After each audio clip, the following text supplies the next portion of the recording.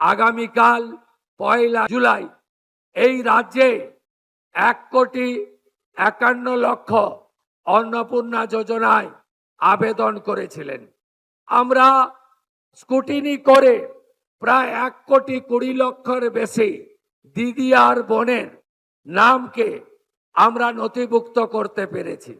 এদেরকে আগামীকাল আমরা 3,000 করে টাকা অ্যাকাউন্টে ট্রান্সফার করব। 1,20,00,000 দিদি এবং বোন। এর মধ্যে আপনারা শুনলে খুশি হবেন, 5 লক্ষ আমাদের আদিবাসী দিদি এবং বোন আছে।